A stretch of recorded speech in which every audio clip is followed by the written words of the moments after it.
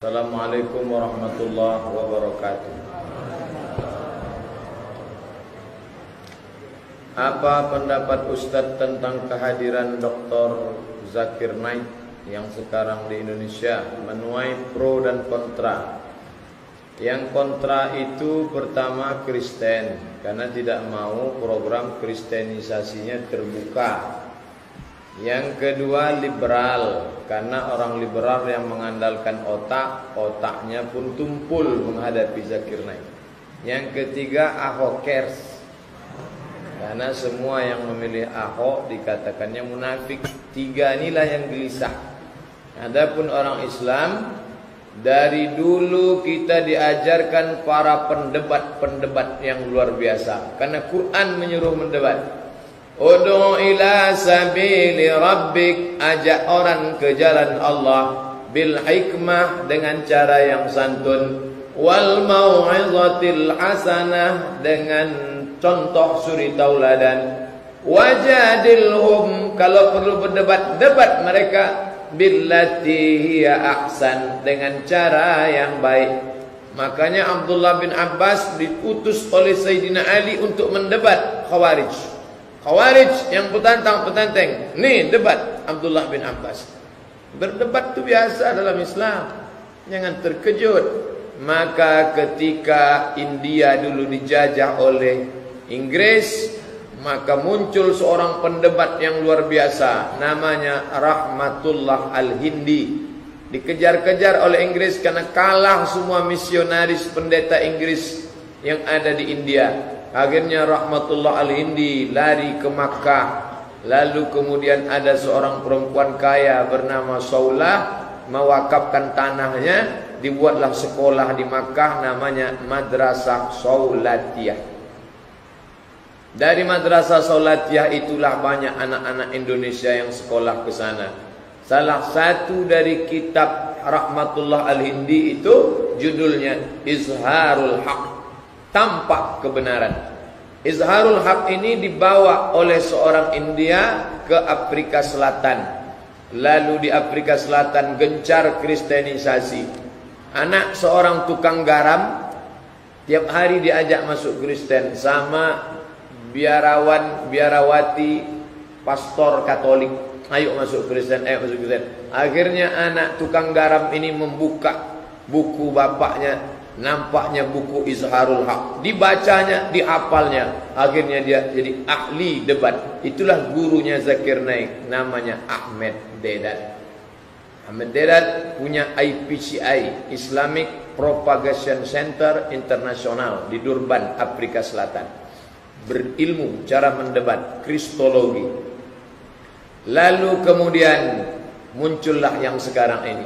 Mereka membuat sekolah teologi, berjuta-juta miliar dolar untuk menghasilkan orang yang mau mendebat orang Islam. Allah mau kasih plus. Ini ahli debat bukan dari Saudi Arabia, bukan dari Al-Azhar Mesir, tapi dari negeri yang mayoritas Hindu, dari kampungnya Kucu-Kucu Hotahi. Salah. Jadi yang tak senang itu dalam hatinya ada penyakit kekufuran. Bolehkah kita berzikir dengan Asmaul Husna? Walillahil asmaul husna. Allah punya Asmaul Husna. Fad'uhu biha. Berdoalah engkau dengan Asmaul Husna itu. Kalau tak hafal Asmaul Husna tinggal tengok aja. Ada tertulis. Ya Rahman, Ya Rahim, Ya Malik, Ya Qudus, Ya Salam, Ya Mu'min, Ya Muhaimin, Ya Aziz. Kebetulan pas di depan saya, Ya Ahad, Ya Somad. Boleh tak Pak Ustaz berdoa dengan mengharapkan fadilah? Ya Ahad, Ya Ahad, Ya Razzaq, Ya Razzaq, Ya Razzaq, Ya Razzaq, wahai pemberi rezeki, berilah aku rezeki. Boleh tak? Allah menyuruh. Fad'uhu, berdoalah engkau biha dengan Asmaul Husna. Ya Razzaq, Ya Razzaq, Ya Razzaq. Yang tak boleh itu, siapa yang membaca Ar-Razzaq 1000 kali, maka akan turunlah malaikat Pejamkan mata, tiba-tiba malaikat turun. What can I do for you? Tidak ada dalil. Seperti zikir ya Rahman beberapa kali, mengharapkan fadilah kita disayangi oleh orang-orang yang di sekeliling. Itu namanya bertawassul kepada Allah dengan zikir Asmaul Husna. Berkat, boleh bertawassul. Mana dalilnya? Ya ayyuhalladzina amanu, wahai orang beriman, ittaqullah, takutlah kepada Allah, wabtaghu ilaihil wasilah, carilah wasilah. Antara engkau dengan Allah buat wasilah, perantara. Tapi tak boleh pakai perantara. Perantaranya amal soleh. Terjebak 3 orang dalam gua. Ya Allah, berkat sedekahku, bukakanlah pintu gua ini. Terbuka. Itu dalil boleh bertawassul dengan amal soleh. Yang kedua, ya Allah, berkat baktiku pada orang tuaku, bukakanlah pintu gua. Terbuka. Yang ketiga, ya Allah, berkat aku tak jadi berzina. Terbuka. Itu menunjukkan boleh bertawassul dengan amal soleh. Hadis sahih Al-Bukhari.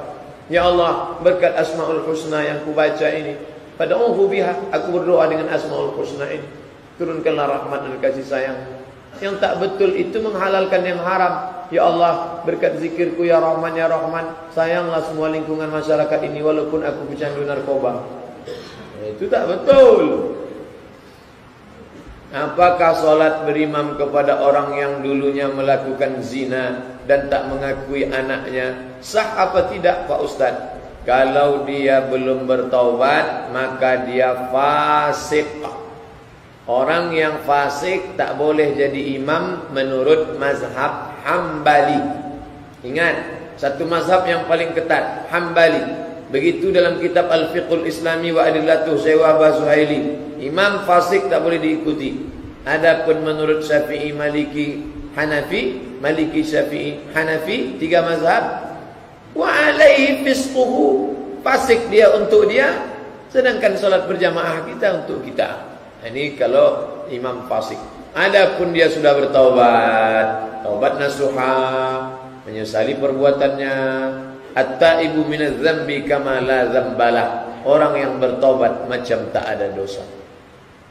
Kita husnuzan, dia sudah bertaubat, kita ikut. Bagaimana wuduk kita jika berwuduk di kamar mandi, di situ ada WC-nya? Kalau di kamar mandi itu ada lubang, tempat buang air besar, buang air kecil, apakah lubang jongkok, lubang tegak, lubang berdiri, maka tidak boleh menyebut nama Allah di dalam. Karena Nabi mengucap salam, diucap salam 3 kali tak dia jawab. Assalamualaikum ya Rasulullah. Karena dia tak mau mengucapkan waalaikumsalam warahmatullah di dalam WC. Nabi kalau di dalam tu ada lubang WC, dibukanya cincinnya. Cincin Nabi dipakainya di kelingking, tulisannya 3 baris, Muhammad Rasulullah. Kalau dia mau masuk ke dalam, ditinggalnya di luar. Dia keluar lagi masih ada. Kalau kita sekarang coba. Itu dalil tak boleh nyebut di dalam. Jadi kalau saya mau bismillah gimana? Dalam hati aja. Hidupkan keran.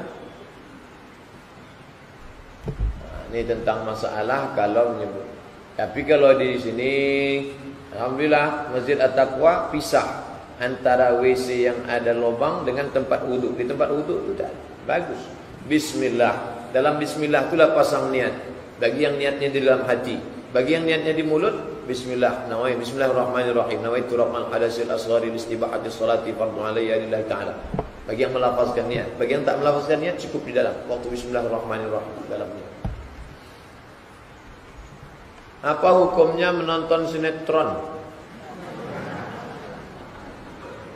Mazhab Hanafi mengharamkan nar, nun rodal, nar dadu, syatranj, shin ta ra nun jim, syatranj, catur, haram. Kenapa? 2 alasan. Pertama, melalaikan solat. Hayya 'alas shalah. Ska. Yang kedua, mubazir waktu. Orang tak cukup waktu untuk menulis buku. Sampai sekarang saya dituntut jamaah, tulislah ceramah ustaz itu. Tak ada waktu, tak sempat. Dia menghabiskan waktu berhari-hari. Berapa jam sekali menengok. Saya sampai sekarang belum setuju kalau catur tu masuk olahraga. Kalau memanah masuk akal, berenang masuk akal, tapi menengok berhari-hari. Sinetron, habis waktu karena itu. Salat tak khusyuk. Bayang deh film India, Mahabharata, Utaran, tak habis-habisnya itu. Jangan tonton lagi. Terbawa perasaan pula lagi nah, terbawa perasaan. Ustaz, orang stres atau kemungkinan gila wajib puasa atau tak puasa? Tak wajib puasa. Dalilnya, rufi'al qalam an thalathatin. Penanya mengangkat. Pena kita malam ini mencatat terus di masjid.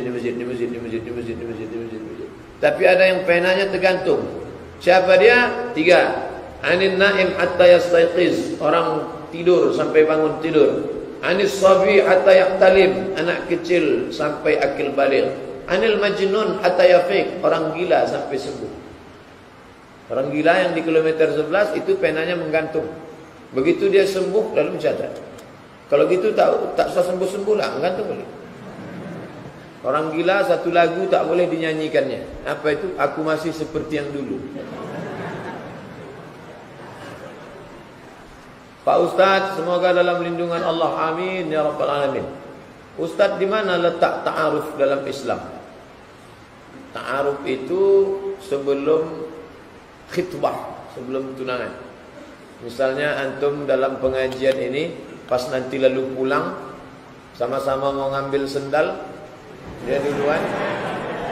Pas mau nengok.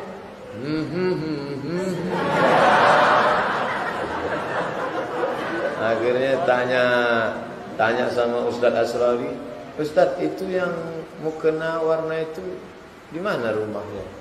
Ini belok kanan, kiri, belok kanan lagi, kiri lagi. Oh, bisa Ustaz bawakan saya ke sana, insyaallah. Cari orang yang terpercaya, biar jangan menimbulkan fitnah. Setelah sampai ke sana, perempuan itu jangan tahu bahwa dia mau ditengok. Karena kalau dia tahu, nanti tak jadi dia malu. Bisa-bisa dia pindah dari air dingin. Nah, di sana, nanti pura-pura lah dia membawa air minum. Ambilkan dulu air minum Bapak. Datanglah dia keluar ditengok. Tak jadilah Pak. Malam tu nampaknya cantik, rupanya gelap. Hitam manis. Begitu terang, hilang manisnya, tinggal hitam. Tak jadi. Kalau cocok, maka melangkahlah ke selanjutnya, namanya khitbah. La yahillu li muslimin ay yakhtiba fawqa khitbati akhi. Kalau dia sudah dipinang orang, tak boleh dipinang orang lain. Karena nanti akan menimbulkan permusuhan. Kecuali yang pertama itu sudah membatalkan. Jangan terlalu lama, nanti menimbulkan fitnah, banyak setan. Pinang bukan ini, bukan depan. Pinang bulan ini, bulan depan langsung diakad. Akad nikah. Akad nikah. Aku terima nikah bulan dengan seperangkat alat solat, dengan sebentuk cincin emas tunai. Dah selesai, punya anak, jadi anak yang soleh. Itu aja Pak Ustaz. Itulah. Doakan saya cepat nikah Ustaz, insyaallah. Amin ya rabbal. Di akhir majlis. Ya, kita nanti di akhir majlis. Wala aziban illa zawwajtah. Yang mau menikah maka mudahkanlah ya Allah. Apa yang paling kuat aminnya?